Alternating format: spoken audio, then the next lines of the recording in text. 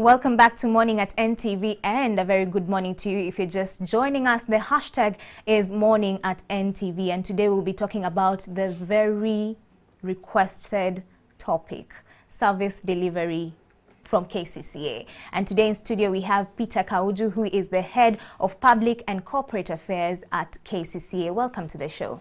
Thank you. Good morning, Mala. Good morning. Yes. Let me start on a lighter note and congratulate KCCA FC for the win. Thank you very much. We've worked hard to get there. Yeah. And we think great things are ahead of us. Congratulations. Thank you. Also congratulations for making it 7 years. Yes, thank you very much. Yeah. It's been a hurdle, but yeah, some sweet and sour moments. So it's been a great mix, yes. Congratulations for Thank that. you. Thank you. As we begin, I'd like you, before we get to asking you the hard questions that you've been getting from the public, just tell us, what is KCCA's boundaries? What are the jurisdictions that KCCA operates in Kampala? Okay. Thank you very much. Kampala Capital City Authority is the central government agency that administers the city on behalf of government. When we talk of administering, we mean we plan for the city, we build infrastructure. Those are the roads, the drainages, the lighting, we install lights, and everything that you see in the city is actually part of our work. We supervise health services, we supervise education services, we do the actual physical planning for the city, we do the plan approvals. If you have land in the city, you don't just build, you actually seek permission from us. We operate in an area of 189 square kilometers.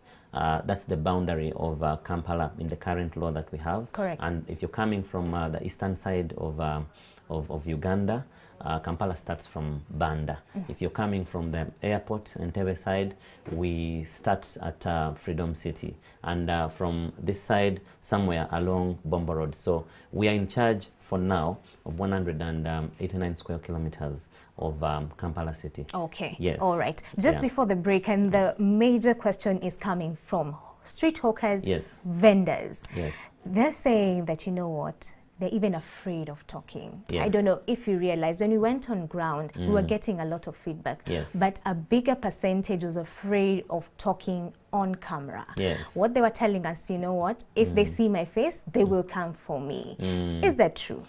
First of all, actually from the images that we're running, they were very, very contrary to what was, coming through.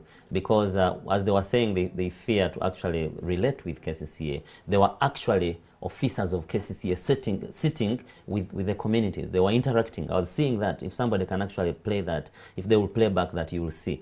But what I wanted to emphasize here is that Kampala has a depopulation of close to 5 million people, according to the last census. And our resident population, the people that actually sleep in the city, about 1.8 million.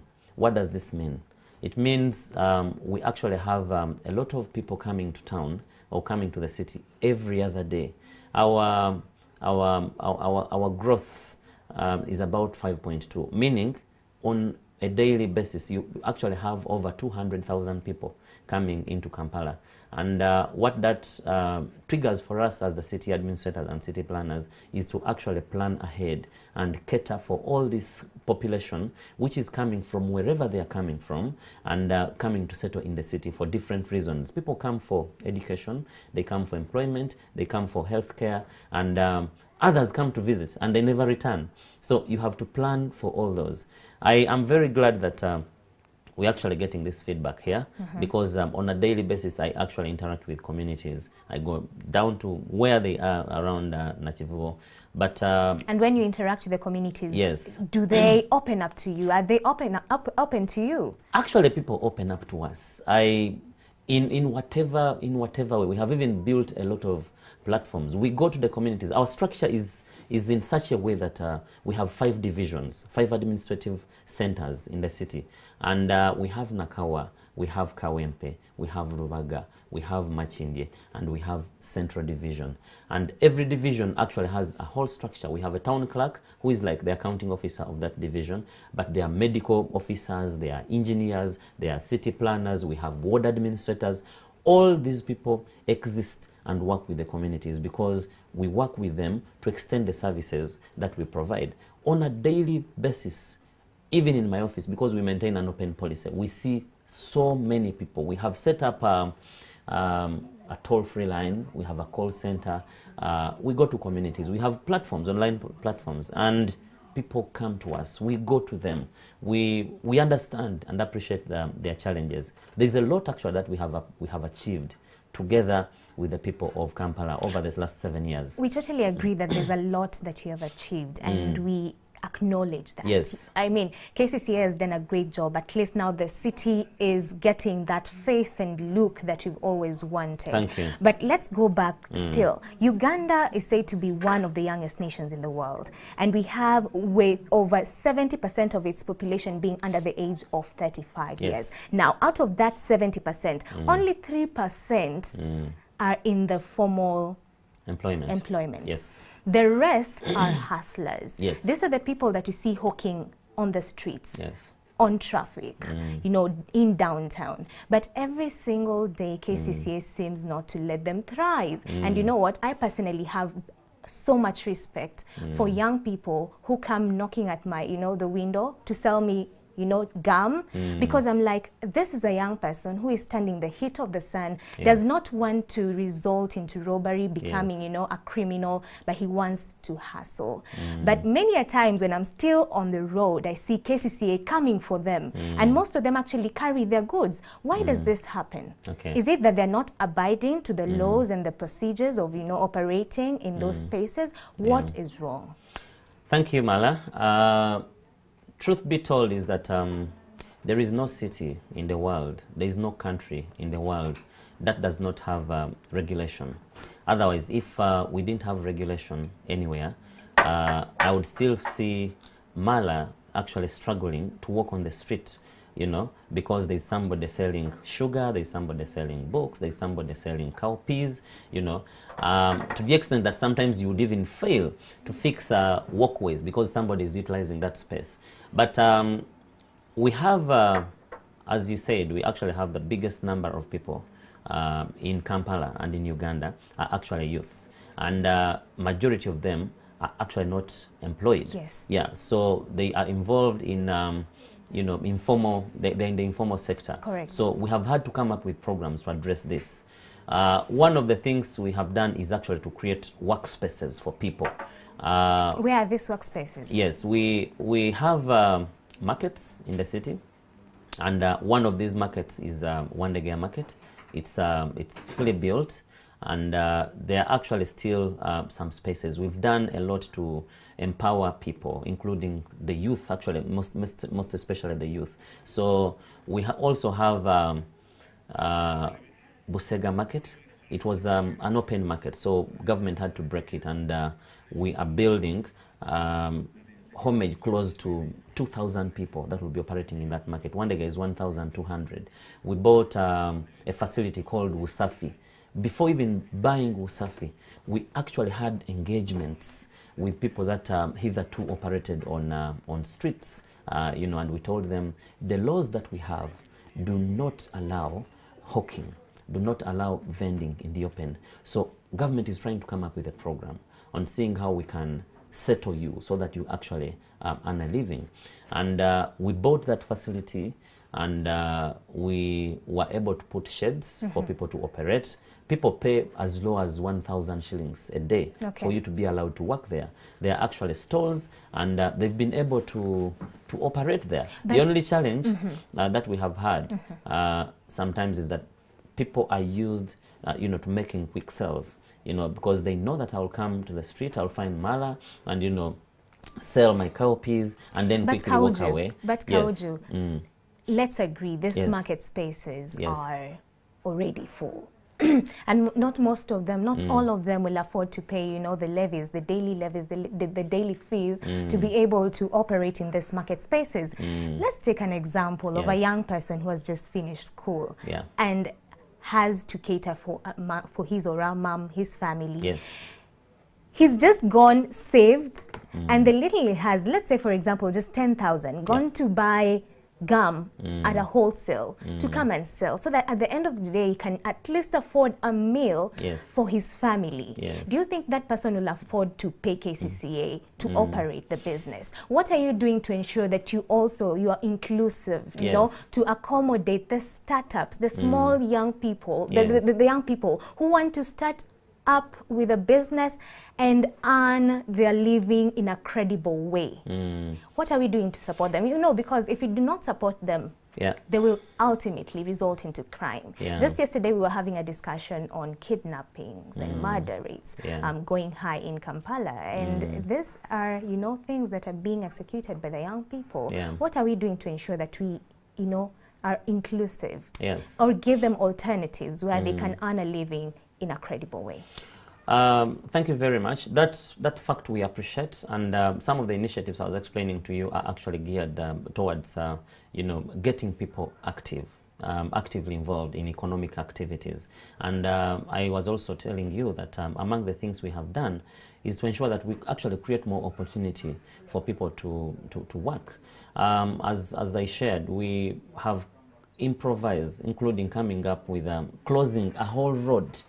You close the entire road, Loom Street, on Sunday to allow people an opportunity to sell. So we get security there, we put mobile toilets, we register them so that they're actually given an opportunity to trade. But besides that, there are also many other initiatives we have come up with. We have a community center that we have built in Zambia, and it's a training ground for youth. Whether you went to school or not, we're actually skilling them. They're getting skills in tailoring, they're getting skills in mechanical work. They're getting, yes, for free. Government is providing all this. And are you planning for them after they now, you know, they're now equipped to the skills? Are you planning for them on how they can start off and run on their own? Very, very true. That is actually happening. And just next door here at the subway, there's a Girl Child project also, which is ongoing. Actually, it's a presidential initiative that we are working with. Again, skilling people and also giving them startups. We do actually give startups for young people. I'm sure you have heard of what we call the Youth Fund.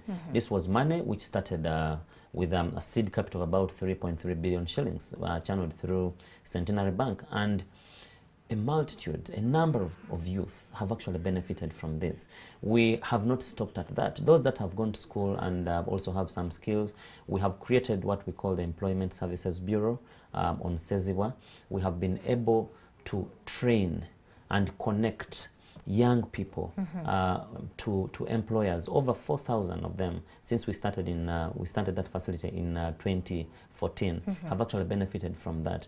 We have also come up with a very unique program called the Kampala Chanja Agricultural Resource Center, where we are equipping people with urban farming skills. We have poultry, we have programs like piggery, we have aquaculture, where people are actually skilled in fishing and also growing vegetables. But also directly, we have started a concrete yard. You're not going to see us buy any concrete products like the pavers, like the culverts.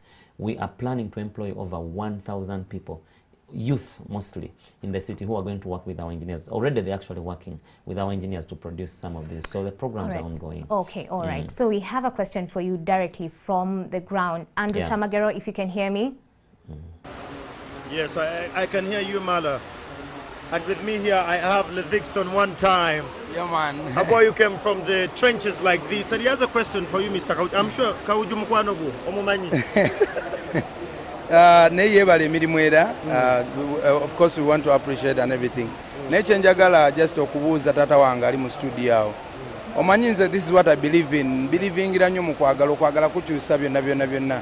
Alina buli mwana yenna ali mwala muno, oba muli mwana ali ku street. Ensonga esinga obukulu yamujje waka butaagalwa okitegeera oba waliwo nga issues ezaagwawo oba nga mbagenda kubibwa oba anything like that. Nenze kyembelievingiramu nti okwagala kukyusa ebintu bingi, because me there are many people I've talked to, showed them love and I've seen their life change. Nze kati kyenalinda banganze, because this is also my mission to build a center in my Kosovo town where I come from, and I'm gonna make it, because there are things byendose era ne happening. So nze kyembadde nsaba, I've heard, we were talking about it, but I've heard that there's a center in Zambia. Yes. In Zambia, yes, it is good, and it is good to know that there's already something happening. Naye twadde twetaaga ekintu ekiri mu ddala mu bantu wano we bali. For example, we have a big place wano mu Kisenyi wano. Fe tugendagendayo nnyo abaana basinga gye bava. Kisenyi lulingo obakuŋŋaanira everything. Nze mbadde ŋŋamba singa omuntu asobola okuzimba ekintu basobola okuva where they can be fed, where they can be taught. These guys, they have a lot of talents. Baina talent azamanya mbasambi wa mpira bamba boxer. You understand? Kwegamba kyebaagala kyennyini n'okibatuusaako. You understand? There is no tewali wogenda kulemererwa kukyusa bulamu bw'abantu bano. Ejja kugamba budget yaabwe tebakkiriza. Nga ku lwaki bannange leka muntu wa wansi na nga lwaki. Well, Peter Kaujju, there you have it. Do we have the funds to have rehabilitation centers for the youth like that? Feel free to respond. Yeah, thank you very much. I want to appreciate that gentleman and the fact that you have actually taken initiative to go downtown there. Yes, what we are trying to do is to actually create, to make Kampala an inclusive city in all aspects. We know that there are youth there. We know what they are doing. We know a number of them are actually unemployed. And the initiatives I'm actually talking about, including the one I have just shared in Zambia, is actually a starting point. We have a bigger dream of ensuring that the people who come to Kampala or who live in Kampala are actually happy about that. So it is very, very possible. We may not have the money right now, but the vision is there. And we are also working with the private sector. I know that there are some other people in private sector that have started youth centers actually in Katwe, right closer to where they are now. There's a gentleman called Haji, and we are working with them. Whatever we can do to change life in the city for any individual, we will do it. We may not do everything at the same time, but yes, but our heart is there and we are feeling for the people. So it's a matter of funding. Yes. Let me pose to you a question that came on earlier in the first segment with a guest that Andrew Chamagero had on ground, and he was saying he's a street vendor in downtown. Yes. And he was saying KCCA came and took my things worth 700,000 shillings. And I've never seen them to date. I am desperate. Yeah. Let me ask you. Yes. We're talking about the youth and being inclusive, and there's a youth who have said, you know what, I will hustle to earn a living. Then what are the procedures that they need to abide by when they, you know, start a business, just to ensure that they're not caught by KCCA and their things taken? What should they, what procedures and what laws and procedures should they abide by? Yeah. Thank you very much. And put into perspective that these are people who cannot afford rent. Yes. So the only place of, you know, trade is on the streets. Yeah. I really appreciate where you're coming from, and I appreciate that gentleman. I'll be able to offer help actually. But also, what we must not forget, I will take you back to where we started, that there is no city in this world, there is no country in this world that does not have laws. Otherwise, everybody would be doing their own things. Then what are these laws? So, maybe today, schoolers, because most of this is because you don't Yes. have the information. The public does not have the information. Yes. And when you do these things, they really don't understand where you're coming from. Yes, so we have several laws that we use to run the city. Our capital law is the Kampala Capital City Act of 2010, and it provides for that. Then we have the Trade Order Ordinance.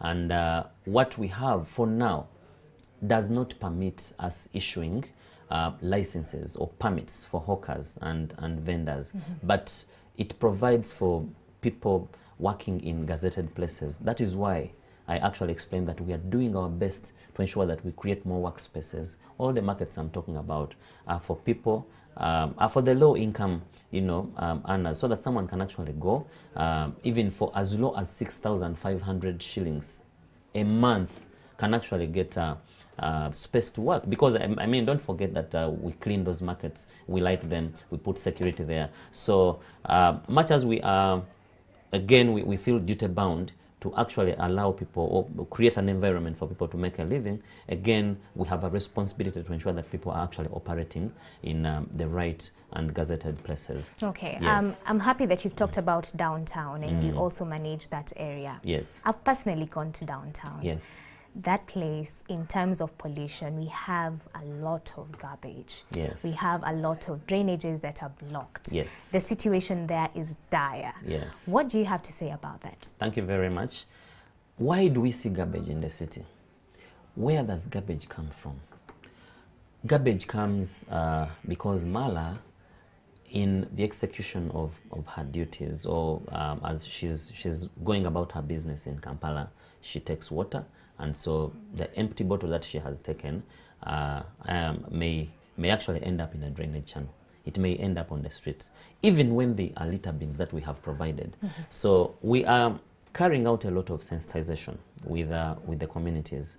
Actually, it is the community's responsibility to ensure that if you do anything and there is garbage generated, it must actually go to a designated point for collection.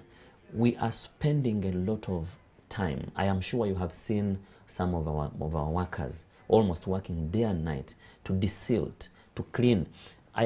The image you saw, yes, where they were standing at that channel, at Nativo channel, it is worse when it is raining, because then you will see, when just a little drizzle, you will see all types and sorts of waste material coming through. What's the strategy moving forward? Yeah, because so what we are doing now, because we have the capacity of actually arresting people, okay, but we said we cannot do that. Let's start with engagements. And so we have gone to the communities. By the way, most people that litter the city don't do it because they don't know it is wrong. They know it is wrong, but either because of impunity, or they know KCCA will clean up. Yeah, will clean up. Because there's that mentality. There's how we say it here, the government here to Yambe, that government should actually come in and help us. Okay. We still have another question on the ground before I come to you with still a question on solid and waste management. Fine. Andrew Shamagero, if you can hear me. Smile, I can read you. Actually, that's the guy whose goods were taken. So emirimu ogikola naye amanya mpitibwa Ismail Kalema sijja kulirumamu erinnya lyange muzeeyi njawo okusooka okubuuza nga ndi mukaka mu gy'oli emisolo egisolozebwa mu kanso ffe ng'abavubuka gituyambye ki? Ekirala muzeeyi, emmaali ekubwa oba emmaali yetuggibwako eragawa singa mba nzo ginona ate nga sigisanzeeyo ate ne bankuba ne bode. Muzeeyi ekirala, emitwalo 3 ge batusaba bode eba ya mitwalo 3 okudda waggulu. Muzeeyi njagala okumanya ezo nazo tuzifuniramu wa nga ffe abavubuka kuba mutumazeemu tetukyalina. Alright, there you have it, Mr. Kaujju. I'm sure ibibuzo bino birudde bulungi. Thank you, Andrew, and mukulu Kalema nkwebaza. First of all, emisolo gyayogeddeko gyasasula English Uganda. Yes, emisolo gyoyogeddeko gyosasula omuntu yenna akolera mu kifo watalina kukolera tetumuggyako musolo. So omusolo gonna ffe tugujja ku bantu abakolera mu bifo omulinga obutale, omuli amaduuka ogwa license, tewali musolo mulala.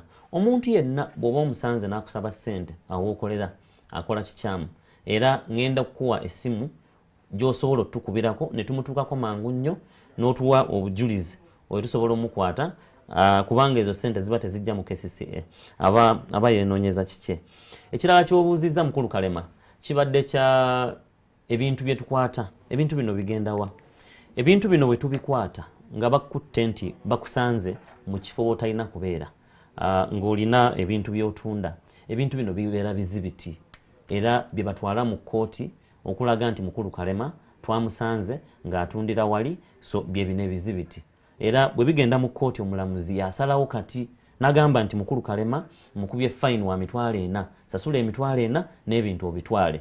Era bw'oba omaze okusasula ebintu bino babikuwa. Naye waliwo circumstances omulamuzi zasalawo n'agamba nti kati ono omulimu guno agukoze oba amateeka agamenye emirundi mingi, ngenda musindika ku mazzi ku meere eruzira n'ebintu gavumenti ebitunde, sente zidde mu gavumenti. Ebintu bino bibeerawo era ensonga lwaki tubiwandiika oba bamaze okukwata bawandiika buli kalonda yenna oba ebintu gwe bakutte nabyo. What I was trying to explain is that he was actually asking where do the items go? If we impound these items, where do they go? These items are actually exhibits. They go to court as exhibits, and court decides what to do with them. Sometimes there are fines and orders to return or give them back to the owner.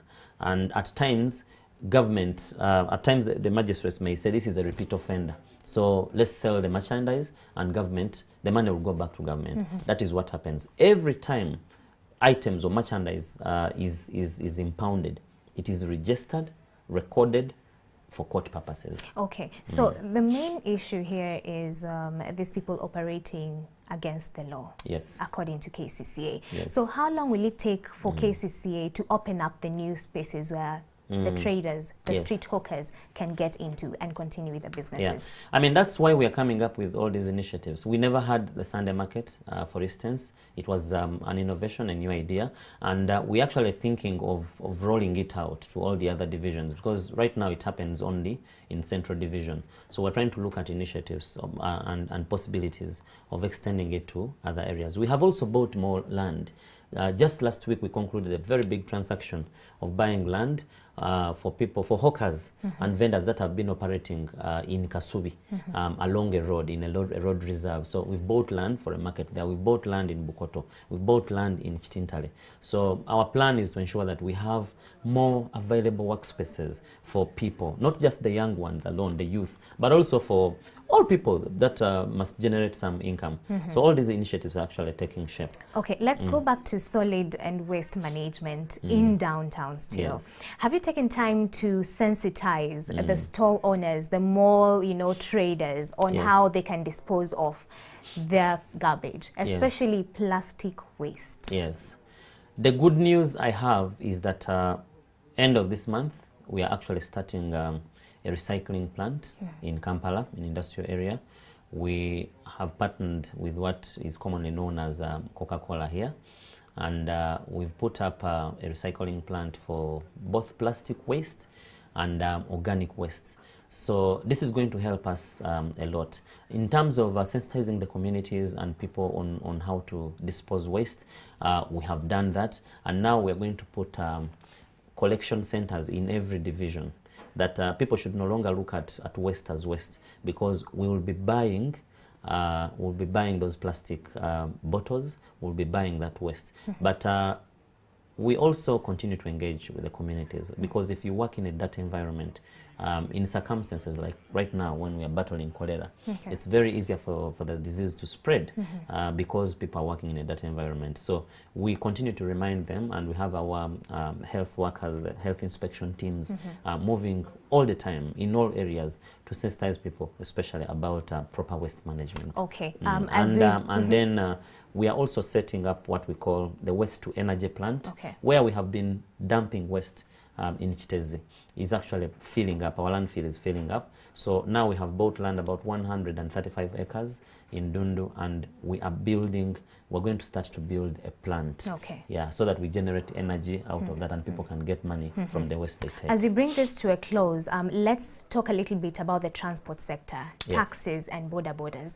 Every single day when we go on the ground, because on this show we always get the voice of the people, and they are always crying about the levies.